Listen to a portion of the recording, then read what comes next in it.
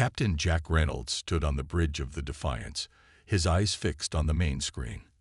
Earth, his home, burned in the distance. Blue oceans turned black as smoke filled the atmosphere. The once green continents glowed red with fire. His hands gripped the command rail until his knuckles turned white. "Status report," he said, his voice steady despite the pain in his heart. "All major cities are gone, sir," replied Lieutenant Anna Mills from the tactical station. Her face was pale, but her voice remained professional. "The Combine's orbital bombardment continues. Our last defense platforms have fallen." Reynolds nodded slowly. The Combine, a group of 7 advanced alien species that ruled most of the galaxy, had finally found Earth after a decade of hunting humans across space. For 10 years, humanity had fought, hidden, and run. Now, there was nowhere left to go. "Are we the last ship?" he asked. Marcus Gray, the chief engineer, checked his console. "Yes, Captain. The rest of the fleet was destroyed in orbit. We're all that's left." A heavy silence fell over the bridge. The Defiance was humanity's most advanced warship, but it was just one vessel against the hundreds of combined ships that now surrounded Earth. Dr. Tom Weber, the science officer, approached Reynolds. "Captain, it's time," he said quietly. Reynolds knew what Weber meant. For the past 5 years, the best human scientists had worked in secret, building something that might save their species. They called it Project Oblivion, a last resort if Earth ever fell. "Are you sure it will work?" Reynolds asked. Weber's eyes showed doubt, but his voice was firm. "No, sir. The quantum drive is only theoretical. We've run simulations, but there's never been a real test. And if it fails, then we die knowing we tried everything," Weber said. Reynolds turned to his bridge crew, 50 men and women who represented the last free humans in the galaxy. "The Combine thinks they've won today," he said. "They believe they've finished what they started 10 years ago, when they decided that humans were too unpredictable, too dangerous to join their perfect galactic community." He walked to the center of the bridge. "They've killed billions of us. They've chased us across thousands of light years. But today they learned that humans don't die easily." Reynolds turned to Weber. "Prepare the quantum drive." Weber moved to a special console that had been installed just a month ago. He entered a complex sequence of commands. "Captain," Mills called out, "the Combined flagship is hailing us." Reynolds nodded. "Put it on screen." The image of Earth disappeared, replaced by the face of Admiral Kor. Like all members of the Vex species, Kor had gray skin, 4 eyes, and no visible mouth. He spoke through a translator device attached to his neck. "Human vessel," Kor said, his voice flat and mechanical. "Your resistance is impressive but pointless. Surrender now, and we will allow your crew to live in containment." Reynolds smiled. "Admiral Kor, you've chased me across half the galaxy. You should know by now that humans don't surrender." "Then you will be destroyed," Kor replied. "Your species has proven too violent and unpredictable. The Council of 7 cannot allow such chaos in our ordered galaxy." "Before you kill us," Reynolds said, "I want you to remember this moment. Remember that you didn't just defeat humanity today. You created something much worse." Kor's 4 eyes blinked in sequence, a sign of confusion among the Vex. "Explain." "You're about to find out," Reynolds said. He cut the transmission and turned to Weber. "Status: quantum drive at full power, Captain. Coordinates are set." Reynolds took one last look at Earth on the secondary screen. His home. His planet. Now a funeral pyre for billions. "Execute," he ordered. Weber pressed the final command. For a moment, nothing happened. Then a low hum filled the ship, growing louder until it vibrated through the deck plates. Blue light surged from the engine section, washing over the bridge. Outside the Defiance, the combined ships detected a strange energy signature. They had never seen anything like it before. A quantum field that seemed to bend reality around the human vessel. Admiral Core watched from his flagship as the Defiance began to glow with blue energy. His science officer reported energy readings that defied their understanding of physics. "Destroy that ship now," Core ordered. The combined fleet fired hundreds of energy beams at the Defiance. But it was too late. The quantum field expanded in a flash of brilliant blue light, and then the human ship simply vanished. Not destroyed, not jumped to hyperspace, but completely removed from normal spacetime. The combined weapons passed through empty space where the Defiance had been just seconds before. On the bridge of his flagship, Admiral Core felt something he had never experienced in his 300 years of life, a cold feeling that humans called fear. Intelligence reports had mentioned rumors of a human superweapon called Oblivion, but nothing concrete had ever been found. "Track that ship," he ordered his crew. "Impossible, Admiral," his science officer replied. "The energy signature doesn't match any known form of travel. It's as if they've stepped outside reality itself." 3 days later, the Council of Seven met virtually to declare victory over humanity. Representatives of the 7 ruling species congratulated each other on eliminating the human threat once and for all. Only Admiral Core remained silent during the celebration. "You seem troubled, Admiral," said Councillor Pax of the Arn species. "You led our forces to a great victory. You should be proud." "The last human ship escaped," Core replied. "Until we know where it went and what Oblivion means, our victory is incomplete." The Council dismissed his concerns. They ordered the combined fleet to begin colonizing the outer planets of the human solar system. Earth itself would be left alone for a century, until the radiation from their bombardment faded. Against the Council's wishes, Core ordered a permanent monitoring station to remain near Earth. "We must be vigilant," he told his officers. "The humans survived our previous attempts to exterminate them. We cannot assume they are gone." 3 months passed. The Combine began to establish bases on Mars and the moons of Jupiter. Ships arrived with colonists eager to claim new territories. Then, without warning, thousands of quantum signatures appeared simultaneously across Combined space, each matching the energy pattern of the vanished human ship. The message that accompanied each signature was simple, broadcast on all frequencies in perfect Combined standard language. "We are Oblivion. Remember Earth." And the Combine began to learn what it meant to fear. Blue light faded from the bridge of the Defiance as the quantum drive powered down. Captain Reynolds blinked, trying to clear the spots from his vision. The violent shaking had stopped, and an eerie silence filled the ship. "Status report," he ordered, his voice hoarse. "All systems returning to normal," Marcus Gray said from the engineering station. "The quantum drive is offline but intact." Lieutenant Mills checked her tactical display. "We're somewhere else, Captain. No sign of the combined fleet. No sign of Earth either." Dr. Weber worked frantically at his science station.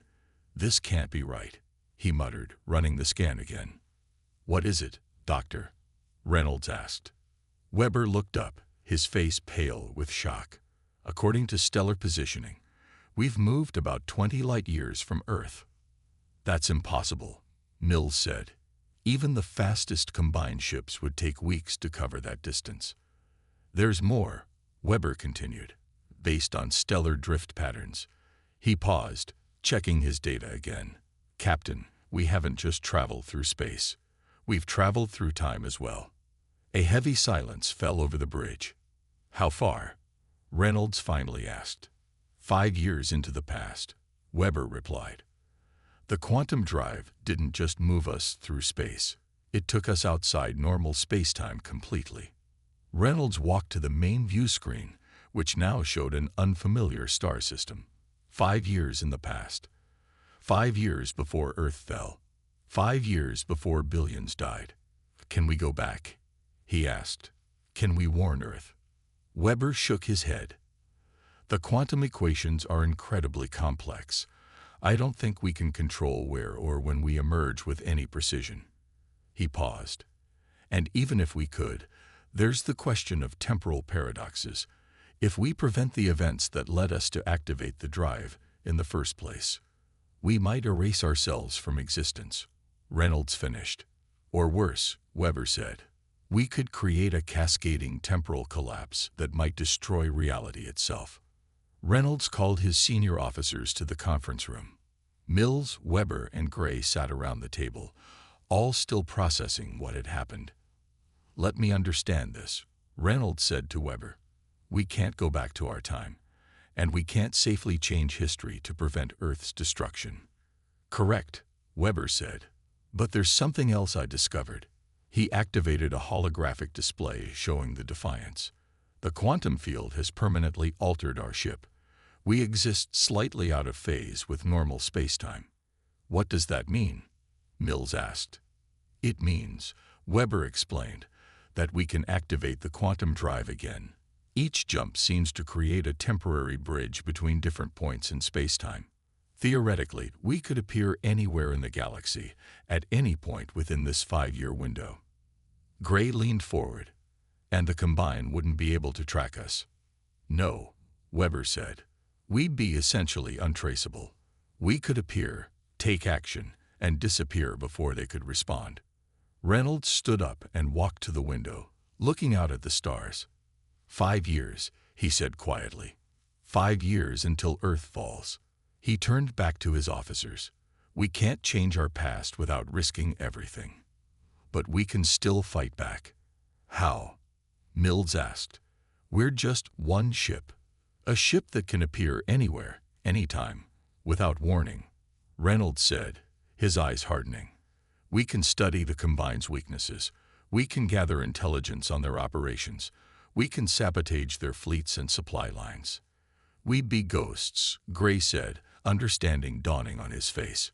Striking from nowhere and vanishing before they could fight back. Reynolds nodded. They took everything from us. Our homes, our families, our future. His voice grew cold. Now we become their nightmare. We become the vengeance of humanity. We become Oblivion, Mills said softly. Reynolds looked at each of his officers in turn. This isn't a decision I can make alone. If we do this, we accept that we can never go home again. We exist outside our own timeline now. One by one, his officers nodded. Then it's decided, Reynolds said. Dr. Weber, how soon can we jump again? The drive needs 12 hours to recharge, Weber replied. But there's one more thing you should know. Each jump puts enormous strain on the quantum field. Eventually, it will become unstable. How many jumps do we have? Reynolds asked. I don't know, Weber admitted. Maybe dozens, maybe hundreds, but not infinite. Reynolds nodded grimly. Then we'll make each one count. 3 weeks later, on a remote Combine outpost in the Toth CD system, alarms blared as a ship appeared from nowhere. Before the stunned aliens could respond, precision strikes destroyed their communication array and defense systems. The mysterious ship vanished as quickly as it had appeared, leaving behind only a message broadcast in perfect Combine language. Remember Earth. Similar attacks occurred across Combine space in the following months. Supply depots were raided.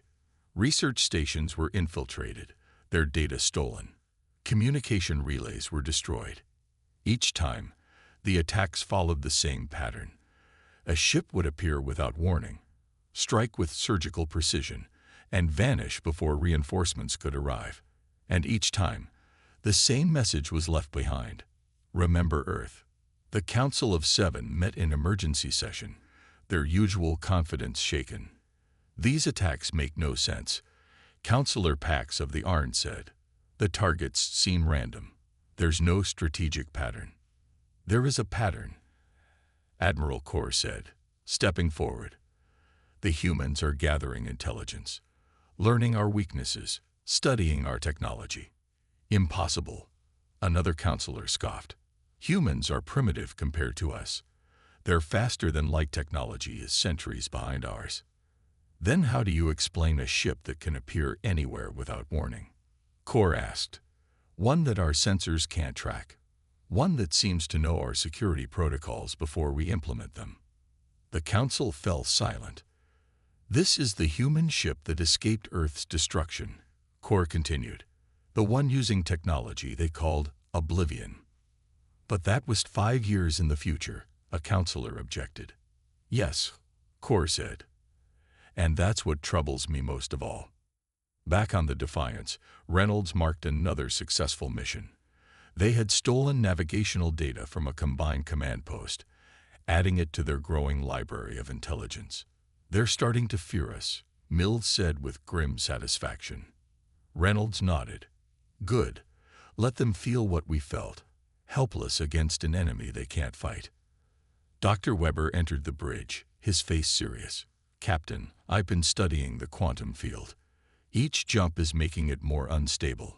We may have fewer jumps left than I first thought. Reynolds looked at the star map showing all their successful strikes against the Combine.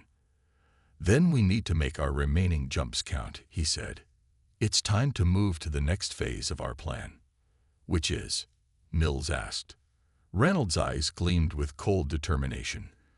To turn the Combine's own weapons against them. 3 years had passed since the Defiance began its campaign against the Combine. The lone human ship had transformed from a desperate last stand into the most feared vessel in the galaxy. Admiral Core stood before the Council of Seven, his 4 eyes fixed on the holographic display showing the latest attack. A combined weapons research facility reduced to ruins. This makes 37 strikes in the past month alone, Core said. The human ship is becoming bolder. Counselor Pax slammed his fist on the table. Enough. This single vessel has made fools of our entire fleet. Our people are beginning to question our strength. The humans call their ship Oblivion for a reason, Core replied. It appears and disappears at will. It seems to know our movements before we make them. Then find it. Another counselor demanded. Whatever technology they're using, it cannot be perfect. Core nodded. I studied every attack pattern. There must be limitations to their quantum drive. No technology can operate indefinitely without leaving traces. The Council reached a unanimous decision. Admiral Core would lead a special task force with a single mission: destroy the human ship at any cost. He would have access to resources normally reserved for the highest level of combined government.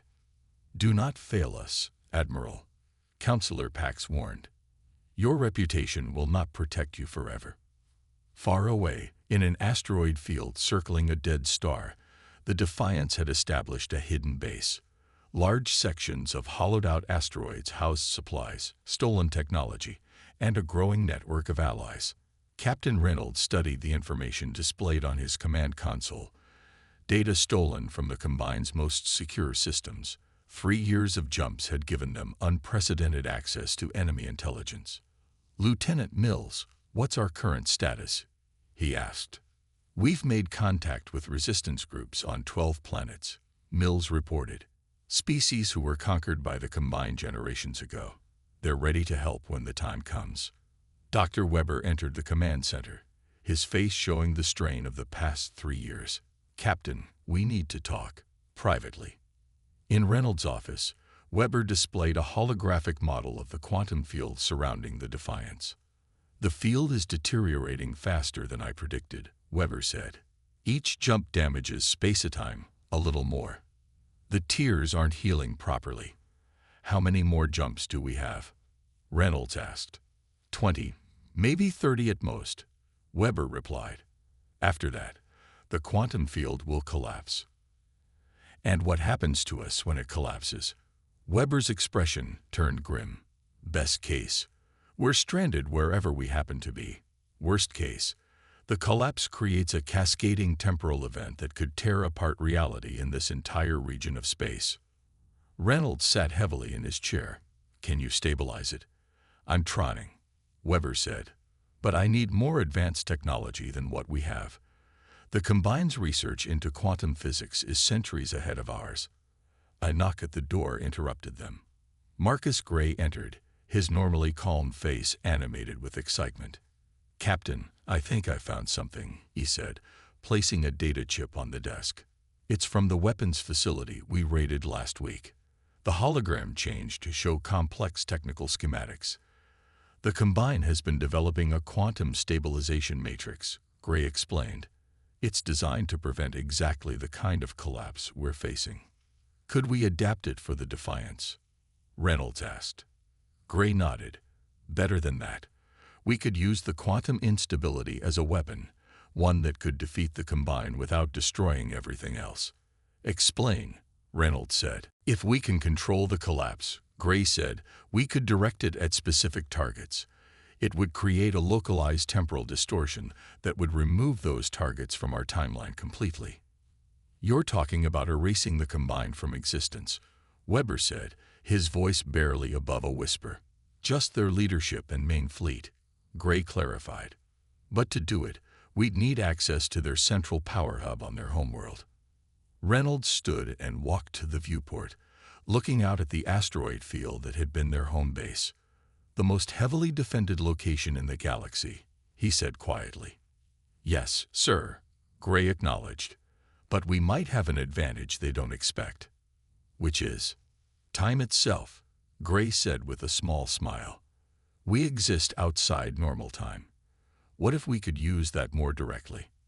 Admiral Corps' task force had been hunting the Defiance for 6 months. They had analyzed every attack, searching for patterns, for weaknesses, for anything that might help them predict where the human ship would strike next. Corps sat alone in his quarters, studying the data yet again. Something about the attacks bothered him. The humans weren't just causing damage. They were gathering specific technologies and materials. He pulled up a list of everything reported missing after each raid. Power couplings, quantum stabilizers, temporal sensors, pieces of a puzzle he couldn't yet see. A sudden realization struck him. He accessed the most classified Combine research files, ones that even the Council rarely reviewed. There, he found theoretical work on manipulating timelines, on weapons that could alter reality itself. They're building something, he whispered to himself. Something that could threaten not just our fleets, but our very existence. Back on the Defiance, Reynolds called his senior officers together. The time had come to make a difficult decision. The quantum drive is failing, he told them. We have perhaps 20 jumps left before it collapses completely. Then we need to make them count, Mills said. Reynolds nodded. Dr. Weber and Mr. Gray have proposed a plan. It's dangerous, possibly suicidal, but it might be our only chance to strike a truly devastating blow against the Combine. He activated a hologram showing the Combine homeworld. We're going to hit them at their center of power. But to do that, we need to attempt something that's never been done before. What exactly? Mills asked. Reynolds looked at each of his officers in turn. We're going to recruit ourselves. Sir, Mills looked confused. The quantum drive doesn't just move us through space and time, Reynolds explained. It moves us outside of normal space-time completely. Theoretically, we could use our remaining jumps to make contact with the Defiance from different points in our own timeline. Multiple versions of our ship, Gray added, all working together for one final attack. The officers exchanged nervous glances. This violates every rule of temporal mechanics, Weber warned. The paradoxes could be catastrophic. More catastrophic than the extinction of our species, Reynolds asked quietly. No one had an answer for that. Begin preparations, Reynolds ordered. We make our first temporal contact jump in 48 hours. As the meeting ended, Reynolds remained alone, staring at the hologram of the Combine homeworld. In less than 2 years, Earth would burn. Billions would die. But perhaps, just perhaps, humanity would have its vengeance after all. Remember Earth, he whispered to himself. The quantum drive hummed to life as the Defiance prepared for its most dangerous jump yet. Captain Reynolds stood on the bridge, his face showing none of the fear he felt inside. All systems ready, Captain, Marcus Gray reported from engineering. Temporal coordinates locked. Reynolds nodded. Remember, we're aiming for 6 months ago, when we raided the Combine research station near Proxima. We need to make contact with ourselves before that mission. Dr. Weber monitored the quantum field readings carefully. The field is already showing signs of instability. This jump will be rough. Proceed, Reynolds ordered. Blue light washed over the bridge as the quantum drive activated. The ship shuddered violently, metal groaning under the strain of bending reality. Then, with a final lurch, the Defiance jumped. When the blue light faded, they found themselves in empty space near a familiar star system. Temporal jump successful, Weber announced, surprise evident in his voice. According to stellar positioning, we've arrived exactly when we planned, 6 months in our past. Any sign of us? Reynolds asked. Lieutenant Mills checked her scanner. Yes, sir. The other Defiance is preparing to attack the research station. They haven't detected us yet. Reynolds took a deep breath. Open a secure channel. Use the emergency captain's code. On the other Defiance, 6 months younger Captain Reynolds was reviewing final attack plans when his communication console chimed with a special alert, a code that only he knew. This is impossible, he muttered, checking the source. That's my personal authorization code. With hesitation, he accepted the transmission. The screen flickered to life, showing himself, an older, more weathered version, but unmistakably his own face. I know this is hard to believe, the older Reynolds said, but I am you, from 6 months in your future. We don't have much time, so listen carefully. The younger Reynolds listened in stunned silence as his future self explained the plan, how they would recruit multiple versions of the Defiance from different points in their timeline to launch a coordinated attack on the combined homeworld. This violates everything we know about temporal mechanics, the younger Reynolds finally said. Yes, his older self agreed.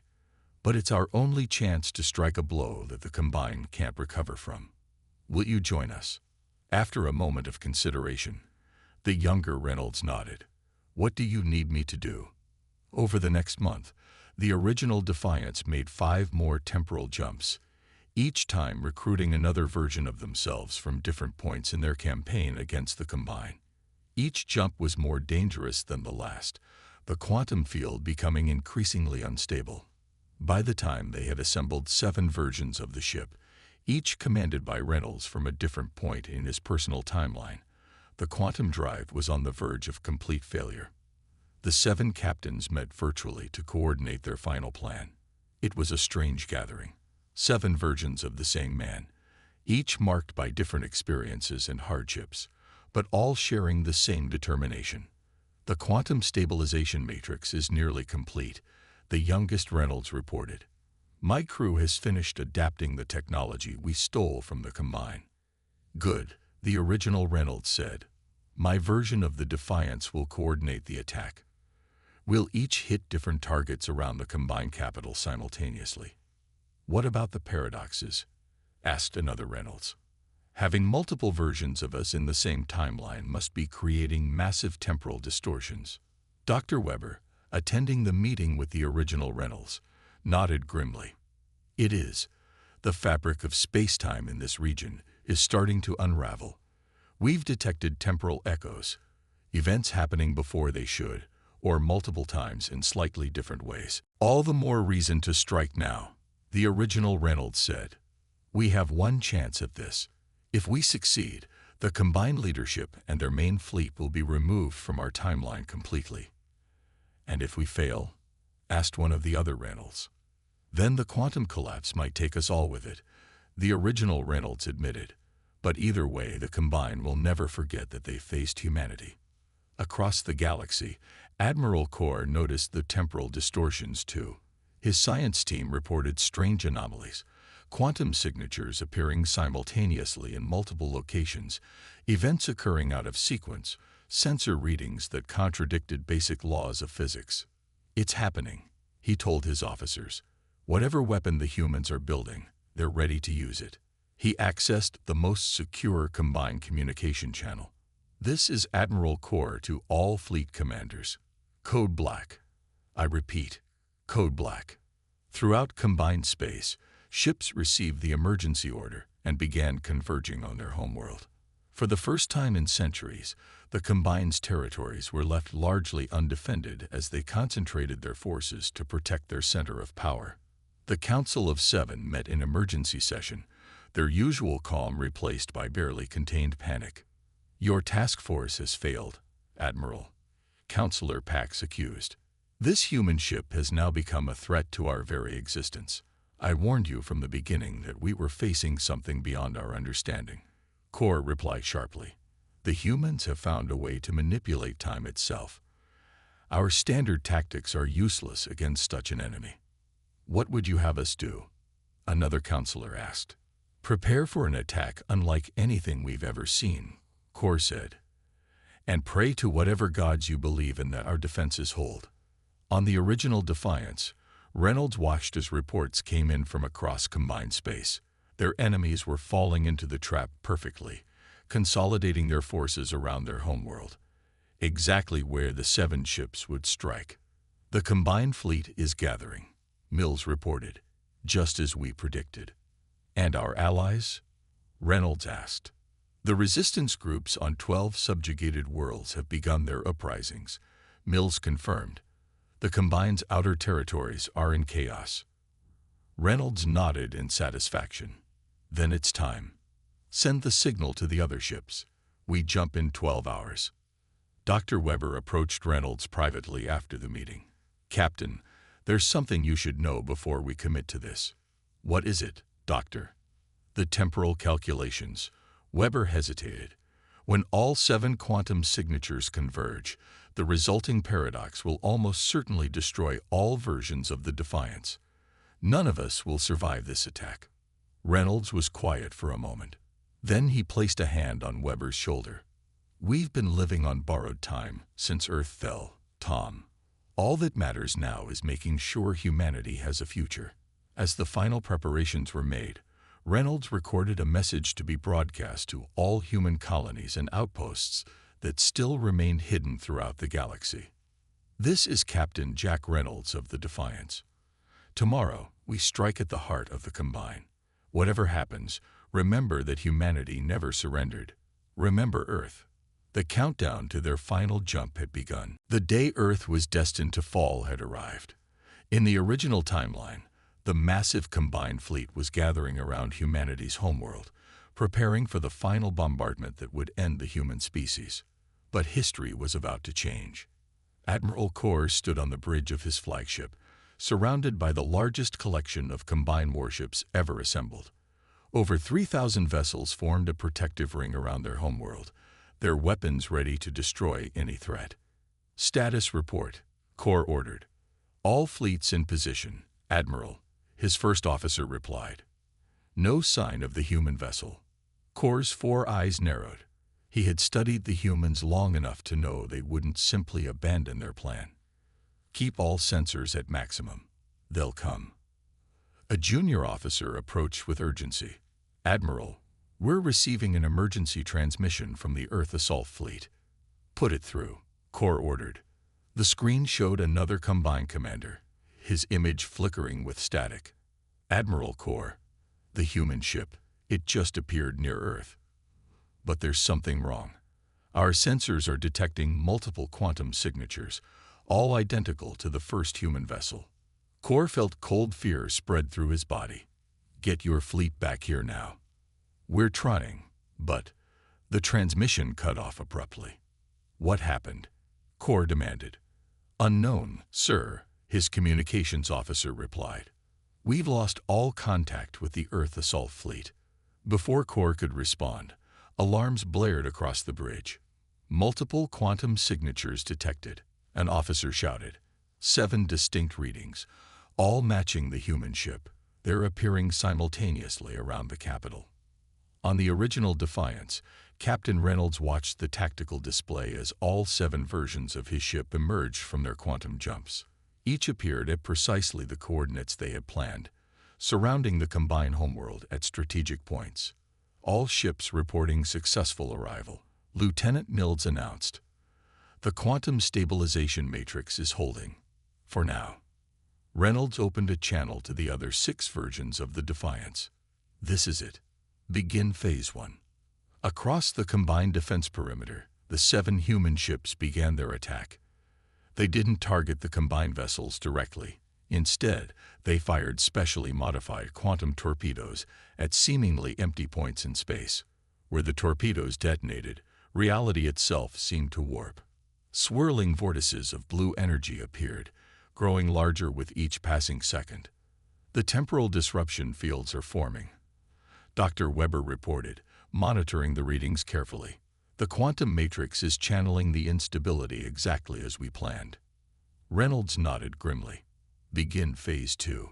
Each version of the Defiance activated its quantum drive simultaneously, but instead of jumping away, they directed the energy outward, feeding the growing temporal vortices. On his flagship, Admiral Kor watched in horror as reality began to tear apart around them. What are they doing? His science officer's voice trembled as he answered. They're creating controlled quantum collapses. The fabric of space-time is being warped around us. Destroy those ships now, Kor ordered. The combined fleet opened fire, thousands of energy beams lancing out toward the 7 human vessels. But it was too late. The temporal vortices had grown too large, absorbing the energy of the combined weapons and growing even stronger. One by one, combined ships on the outer defense ring began to vanish, not exploding, not being destroyed, but simply ceasing to exist as they were caught in the expanding temporal distortions. We're losing ships, Kor's first officer reported, panic in his voice. They're being removed from our timeline completely. Kor stared at the tactical display, finally understanding the full scope of the human plan. This is Oblivion, he whispered. Not a weapon, but an event, the erasure of the combined from reality itself. On the Defiance, systems were failing as the quantum drive pushed beyond its limits. Sparks flew from control panels, and the hull groaned under the strain of warping reality. Quantum field at critical levels, Weber warned. We have minutes at most before complete collapse. Reynolds opened a final channel to his crew. This was always a one-way mission. I want you all to know that your sacrifice will ensure humanity's survival. He paused. It has been my honor to serve with you.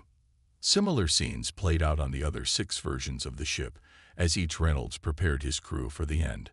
The original Reynolds opened a communication channel to all combined frequencies. This is Captain Jack Reynolds of the Earth ship Defiance. You thought you destroyed humanity today. Instead, you created your own destruction. Remember Earth. In a desperate move, Admiral Kor ordered his flagship to jump to hyperspace, attempting to escape the expanding temporal distortions. As his ship accelerated away from the combined homeworld, he watched on the viewscreen as the 7 human vessels began to glow with blinding blue light. Get us out of here, he ordered. The 7 versions of the Defiance moved closer together, their quantum fields merging. As they converged, the temporal paradox reached its peak. Multiple versions of the same ship couldn't exist in the same point in space-time. The contradictions were too great for reality to handle. In a blinding flash of blue-white light, the 7 ships seemed to merge into one, creating what witnesses later called the Oblivion wave, a sphere of distorted space-time that expanded outward at impossible speed, engulfing the combined homeworld and most of their assembled fleet. When the wave dissipated, there was nothing. The combined homeworld, their leadership, and thousands of their most powerful warships were simply gone, not destroyed, but erased from the timeline completely, as if they had never existed. Throughout the galaxy, the effects were immediate and profound. On planets conquered by the combined generations ago, resistance fighters looked up to see their oppressors' ships vanish from orbit. Communications from combined governors and administrators suddenly went silent. The empire that had ruled for thousands of years collapsed in a single moment. And on Earth, something strange happened. As the timeline adjusted to the massive changes, history rewrote itself. The combined attack never came. The billions who had died lived on, unaware of how close they had come to extinction or of the sacrifice made to save them. 5 years after the event that became known as the Vanishing, humans had taken their place among the free species of the galaxy. The story of the Defiance and its brave crew became legend, even though few understood what had really happened. On a remote planet, far from major trade routes, an alien with 4 eyes tended a small garden outside a simple home. Admiral Kor, the only high-ranking Combine officer to escape the Oblivion wave, lived in quiet exile, haunted by memories of an empire that now had never existed. Each night he looked up at the stars, remembering how one human ship had undone everything his people had built. He alone remembered both timelines, the one where the Combine ruled supreme, and this new reality where they were nothing but a fading memory. The humans had a saying he'd come to appreciate: those who seek to destroy others often destroy themselves. The Combine had tried to exterminate humanity, only to be erased by human ingenuity and sacrifice. As Kor watched a shooting star cross the night sky, he whispered the words he would never forget. Remember Earth.